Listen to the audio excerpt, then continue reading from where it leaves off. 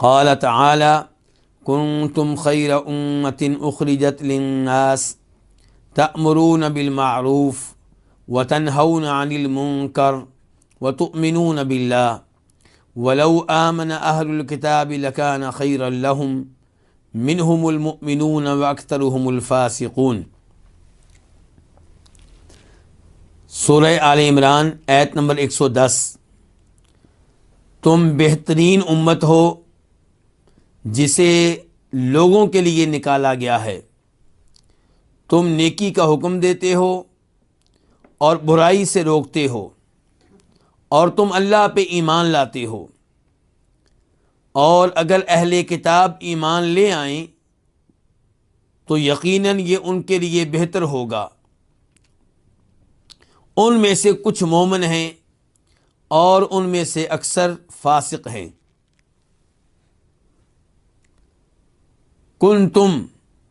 تم ہو خیرہ بہترین امت گروہ اخرجت جسے نکالا گیا ہے، اخرجت نکالا گیا ہے، للناسی لوگوں کے لیے، لام الگ ہے کہ لیے کے واسطے اور الناس کا معنی لوگ۔ تأمرون تم حکم دیتے ہو، فعل مضارع ہے جمع کے لیے، بالمعروفی نیکی کا، وتنہون اور تم روکتے ہو، واو کو معنی اور، تنہون تم منع کرتے ہو، تم روکتے ہو، فعل مضارع ہے جمع کے لیے، عن المنکر برائی سے، وتؤمنون اور تم ایمان لاتے ہو، فعل مضارع ہے جمع کے لیے ہے، اس کا واحد ہوتا ہے تؤمنو، تو ایمان لاتا ہے، اور تنہون کا واحد ہے تنہا، تو منع کرتا ہے تو روکتا ہے، تأمرون کا واحد ہے تأمرو، تو حکم دیتا ہے۔ ولو آمنا واو کا معنی اور، لو کا معنی اگر، آمنا ایمان لے آئیں، فعل ماضی ہے، اہل الکتابی کتاب والے، اہل کتاب یہودی اور عیسائی، لکانا یقیناً ہوگا، لام الگ لفظ ہے اور کانا الگ لفظ ہے، لام تاکید کے لیے ہے، اس کا معنی ہوگا یقیناً، بے شک، تو یقیناً کانا ہوگا، خیرن بہتر، لہم ان کے لیے، لہم یہ بھی دو الفاظ ہیں، لام اور ہم، لام کا معنی کے لیے کے واسطے، ہم وہ ان کے، تو ان کے لیے بہتر ہوگا۔ منہم المؤمنون، منہم بھی دو الفاظ ہیں، من اور ہم، من کا معنی سے، اور یہاں پہ من تبعیدیہ ہے، ان میں سے بعد، ان میں سے کچھ، المؤمنون ایمان لانے والے ہیں، المؤمنون جمع ہے، اس کا واحد ہے المؤمن ایمان لانے والا، وَأَكْثَرُهُمْ اور ان میں سے اکثر، اور ان میں سے زیادہ تر، یہ بھی تین الفاظ ہیں، واو جس کا معنی اور، اکثر زیادہ تر، اور ہم ان میں سے، الفاسقون فاسق ہیں، یہ جمع ہے الفاسق کی، فسق کرنے والے ہیں، اللہ کی اطاعت سے نکلنے والے ہیں۔ اس آیت کی تفسیر، اللہ رب العزت اس آیت میں اعلان کر رہے ہیں امت مسلمہ کو مخاطب کر کے، نبی علیہ الصلوۃ والسلام کی امت کو مخاطب کر کے، کہ تم بہترین امت ہو، افضل ترین امت ہو، عمدہ ترین امت ہو۔ تمہیں کس لیے نکالا گیا ہے؟ تمہیں کس لیے پیدا کیا گیا ہے؟ تمہیں وجود کیوں بخشا گیا ہے؟ اخرجت للناس، تاکہ تم لوگوں کی اصلاح کرو، تاکہ تم لوگوں کو ٹھیک کرو، تاکہ تم لوگوں کو نصیحت کرو۔ کنتم خیر امۃ اخرجت للناس، اس کے دو معنی ہو سکتے ہیں۔ ایک معنی یہ کہ دنیا میں جتنی امتیں آئی ہیں ان امتوں میں سے سب سے افضل امت امت محمد صلی اللہ علیہ وسلم ہے۔ اور دوسرا معنی یہ ہو سکتا ہے کہ اس کے مخاطب مسلمانوں میں سے صحابہ کرام ہیں، ان کے بارے میں کہا جا رہا ہے کہ تم نبی علیہ الصلوۃ والسلام کی امت میں سے سب سے افضل گروہ ہو۔ اگر ہم پہلا معنی لیتے ہیں کہ تم تمام امتوں میں سے سب سے افضل امت ہو، تو اس کی تائید اس حدیث سے ہوتی ہے جسے امام احمد اپنی مسند میں اور امام ترمذی اپنی حدیث کی کتاب میں لے کر آئے ہیں۔ فرماتے ہیں نبی کریم صلی اللہ علیہ وسلم اور اس کے راوی جناب معاویہ بن حیدہ رضی اللہ تعالی عنہ ہیں، الا انکم توفون 70 امتا انتم خیرها واکرمها علی اللہ۔ نبی صلی اللہ علیہ وسلم امت محمد صلی اللہ علیہ وسلم کو مخاطب کر کے کہہ رہے ہیں کہ دنیا میں کئی ایک امتیں آئیں، کئی ایک اقوام آئیں، تم سے پہلے 69 قومیں گزر چکی ہیں، اور تمہاری گنتی امتوں کے لحاظ سے 70 ہے، تو تم نے ان امتوں کو مکمل کر دیا ہے۔ ان تمام امتوں میں سے تم سب سے بہتر ہو، سب سے افضل ہو، اور سب سے زیادہ اللہ رب العزت کے ہاں مقام و مرتبہ کے حامل ہو۔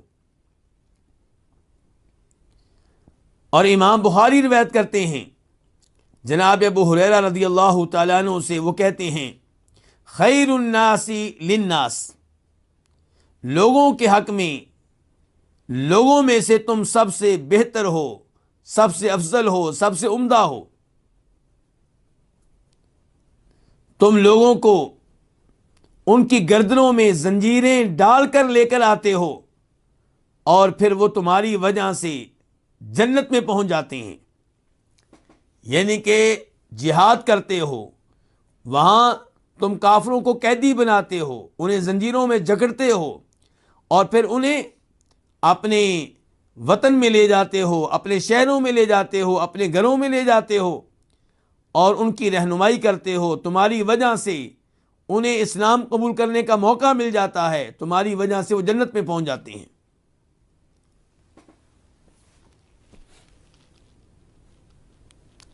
اور اگر ہم اس کا معنی یہ لیتے ہیں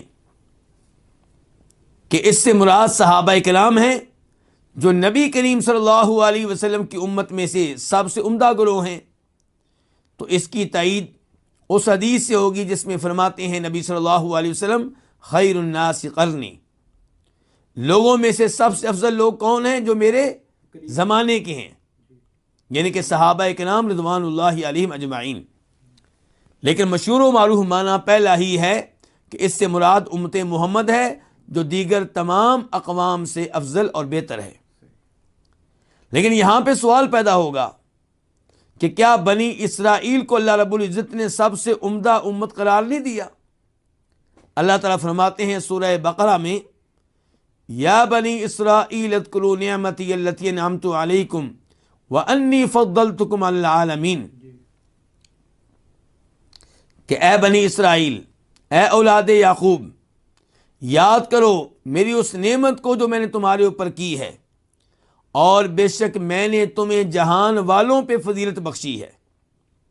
تو اللہ تعالیٰ وہاں پہ کہہ رہے ہیں کہ بنی اسرائیل کو تمام جہانوں پہ اللہ تعالیٰ نے فضیلت دی ہے،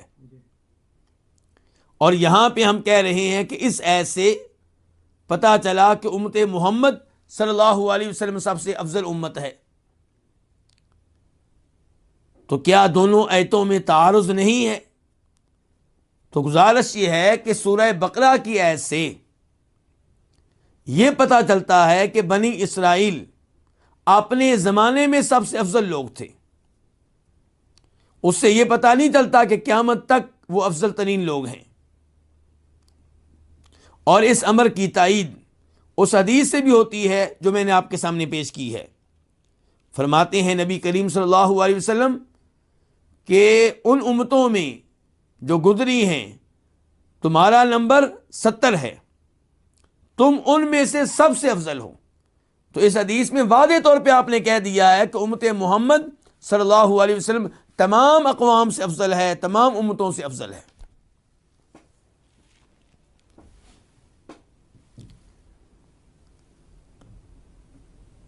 امت محمد دیگر اقوام سے، دیگر امتوں سے کیوں افضل ہے؟ اسباب کیا ہیں؟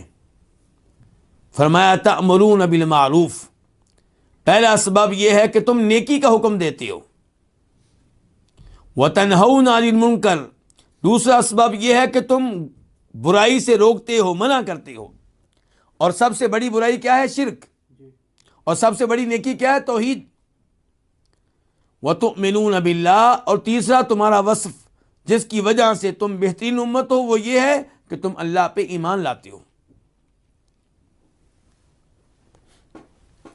تو امت محمد صلی اللہ علیہ وسلم ان تین اوصاف کی وجہ سے تمام امتوں سے آگے نکل گئی۔ آپ بنی اسرائیل کو دیکھ لیں، اللہ رب العزت ان کے بارے میں سورہ مائدہ میں ارشاد فرماتے ہیں، آیت نمبر 78 میں اور 79 میں، کہ لعن الذین کفروا من بنی اسرائیل علی لسان داود وعیسی ابن مریم ذلک بما عصوا وکانوا یعتدون کانوا لا یتناہون عن منکر فعلوہ، کہ بنی اسرائیل پہ لعنت کی گئی عیسیٰ علیہ السلام کے ذریعے، داود علیہ السلام کے ذریعے۔ کیوں؟ اس لیے کہ مجرم قسم کے لوگ تھے، نافرمان تھے، معصیت کا ارتکاب کرتے تھے، حد سے آگے نکل جاتے تھے۔ فرمایا اللہ تعالیٰ نے جس گناہ کا ارتکاب کرتے تھے اس گناہ سے ایک دوسرے کو روکتے نہیں تھے۔ اور امت محمد کے بارے میں کیا کہا گیا؟ کہ تم گناہ سے روکتے ہو، منع کرتے ہو۔ ان الفاظ سے یہ پتہ چل رہا ہے کہ امت محمد اس وقت تک افضل ترین امت رہے گی جب تک یہ تین کام کرتی رہے گی: نیکی کا حکم دینا، برائی سے روکنا، اور صحیح معنوں میں ایمان لے کر آنا۔ اگر کوئی اپنی نسبت نبی علیہ الصلوۃ والسلام کی طرف کرتا ہے لیکن اس کا ایمان خالص نہیں ہے، اس میں شرک کی ملاوٹ ہے، یا ایسا ایمان ہے جس کے ساتھ شکوک و شبہات ہیں، پختہ ایمان نہیں ہے، یا ایمان موجود ہے لیکن لوگ نیکی کا حکم نہیں دیتے، کہتے ہمیں کیا لگے، میں تو نیکی کر رہا ہوں، برائی سے نہیں روکتے، کہتے ہمیں کیا لگے، وہ شراب پیتا ہے تو اپنے گھر میں پی رہا ہے، بدکاری کرتا ہے تو اپنے گھر میں کر رہا ہے، اپنے محلے میں کر رہا ہے۔ جب یہ صورتحال ہو جائے گی تو پھر امت محمد افضل نہیں رہے گی۔ اگر ہم چاہتے ہیں کہ ہم افضل ترین لوگ رہیں تو ان تین اوصاف کا اہتمام کرنا ہوگا، یہ تین اوصاف اپنے میں پیدا کرنے ہوں گے۔ وَتُؤْمِنُونَ بِاللَّهِ، تین اوصاف ہیں۔ پہلے نمبر پہ ایمان کا تذکرہ نہیں کیا گیا، پہلے نمبر پہ کس کا؟ نیکی کا حکم دینا، دوسرے نمبر پہ برائی سے روکنا، اور آخری نمبر پہ کہا گیا ایمان لانا۔ تو ایمان کے بغیر نیکی کا حکم دیں یا برائی سے روکیں کچھ فائدہ نہیں ہے۔ ایمان کے بغیر آپ جو بھی خیر کے کام کر لیں ان کا کوئی فائدہ نہیں ہے، ان پہ روز آخرت اجر و ثواب ملنے والا نہیں ہے۔ آپ اسی حدیث کو اپنے ذہن میں لے آئیں، آپ اس حدیث کو اپنے ذہن میں لے آئیں جس میں یہ آتا ہے کہ نبی کریم صلی اللہ علیہ وسلم ایک یہودی بچے کی عیادت کے لیے گئے۔ آپ نے اس بچے کو اسلام قبول کرنے کی دعوت دی، آپ نے کہا بیٹا مسلمان ہو جاؤ۔ بچہ اپنے والد کی طرف دیکھنے لگا، والد نے کہا ابو القاسم صلی اللہ علیہ وسلم کی بات مان لو، چنانچہ وہ بچہ باپ کی بات مان کر مسلمان ہو گیا۔ اب اس بچے کو نیکی کا حکم کس نے دیا؟ اس کے والد نے۔ اس کے والد نے خیر کا کام کیا ہے، لیکن کیا یہ خیر اس کے کام آئے گی؟ نہیں کام آئے گی، کیونکہ خود ایمان کے اوپر نہیں ہے، خود ایمان کی دولت سے محروم ہے۔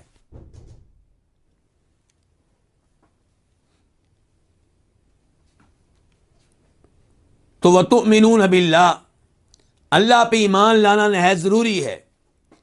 اب یہاں پہ یہ بھی سوال پیدا ہوگا کہ صرف اللہ پہ ایمان لانے کا تذکرہ ہوا ہے، نبی کریم صلی اللہ علیہ وسلم پہ ایمان لانے کا تذکرہ نہیں ہوا، یہاں پہ آخرت پہ ایمان لانے کا تذکرہ نہیں ہوا، تو کیا کوئی شخص صرف اللہ پہ ایمان لا کر نجات پا سکتا ہے، کامیابی حاصل کر سکتا ہے؟ جواب یہ ہے کہ بالکل نہیں، قطعاً نہیں، کیونکہ ایمان کے 6 ارکان ہیں: اللہ پہ ایمان لانا، اللہ کے فرشتوں پہ ایمان لانا، آسمانی کتابوں پہ ایمان لانا، نبیوں اور رسولوں پہ ایمان لانا، آخرت پہ ایمان لانا اور تقدیر پہ ایمان لانا۔ یہاں پہ تذکرہ ایک کا ہوا ہے، لیکن اس کے اوپر غور کرنے کی ضرورت ہے۔ اللہ پہ ایمان لانے کا مطلب کیا ہوا کرتا ہے؟ اللہ کے وجود پہ ایمان لانا، اللہ تعالیٰ کے رب ہونے پہ ایمان لانا کہ مشکل کشا، حاجت روا، خالق، مالک، رازق ایک اللہ ہے۔ اللہ کے معبود ہونے کے اوپر ایمان لانا کہ اللہ کے علاوہ کوئی ایسا نہیں ہے جو کسی قسم کی عبادت کے لائق ہو، اللہ تنہا ہر طرح کی عبادت کے لائق ہے۔ اللہ پہ ایمان لانے کا مطلب یہ ہے کہ اللہ کے ناموں پہ اور اللہ کی ان صفات پہ ایمان لانا جن کا تذکرہ قرآن و حدیث میں آیا ہے۔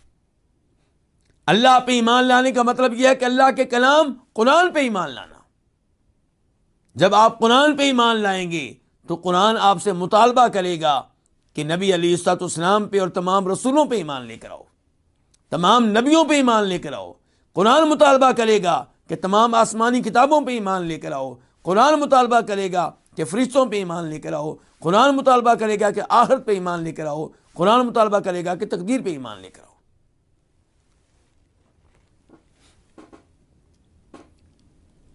وَلَوْ آمَنَ أَهْلُ الْكِتَابِ لَكَانَ خَيْرًا لَهُمْ، اور اگر اہل کتاب ایمان لے آتے تو ان کے لیے بہتر ہوتا۔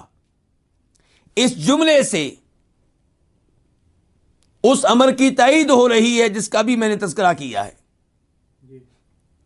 میں نے کہا کہ ایمان باللہ کا مطلب یہ ہے کہ اللہ کی بتائی ہوئی تمام باتوں میں ایمان لانا، تمام نبیوں پہ ایمان لانا، تمام فرشتوں پہ ایمان لانا۔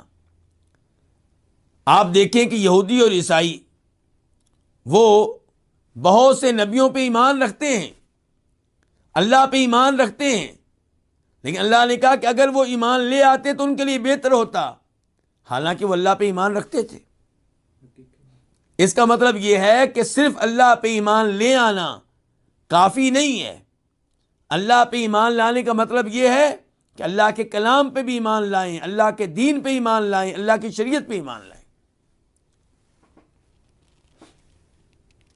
اور اس جملے سے پتہ چلا کہ یہاں پہ اللہ رب العزت یہودیوں اور عیسائیوں کو اسلام قبول کرنے کی ترغیب دے رہے ہیں۔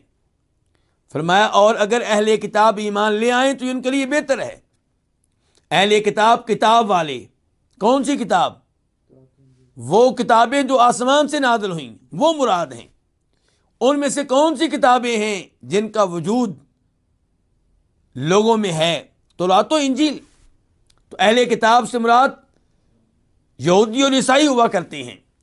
اور اگر اہل کتاب ایمان لے آئیں تو لکان خیر لہم، تو یہ ان کے لیے بہتر ہوگا۔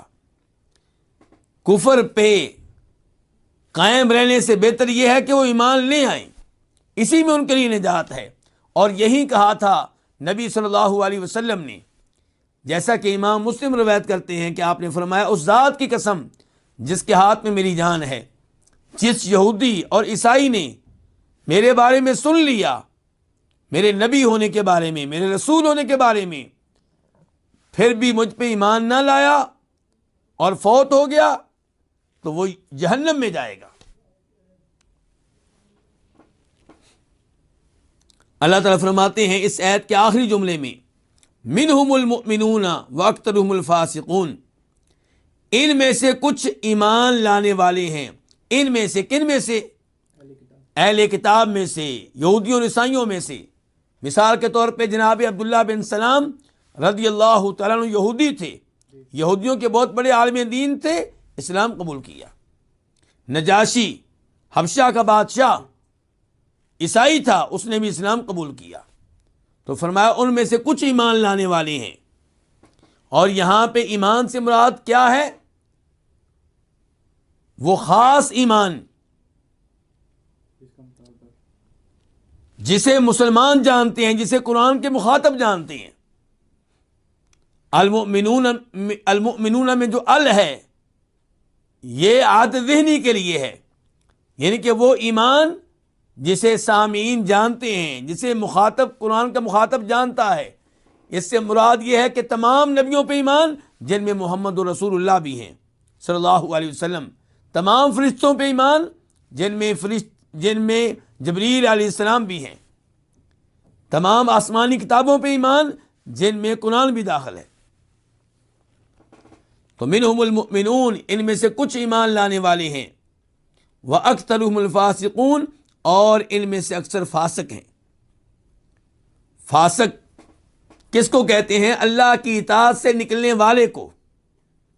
اللہ کی اطاعت سے نکلنے والے دو طرح کے ہوتے ہیں، ایک وہ جو کافر ہوتے ہیں اور ایک وہ جو مسلمان ہوتے ہیں لیکن چند امور میں اللہ کی اطاعت سے نکل جاتے ہیں.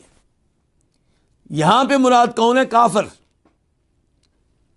یہاں فاسق سے مراد کافر ہیں، کیونکہ اللہ نے کہا منہم المؤمنون، یہودیوں اور عیسائیوں میں سے کچھ مومن ہیں، باقی کیا ہے؟ مومن نہیں ہے، یعنی کہ کافر ہیں.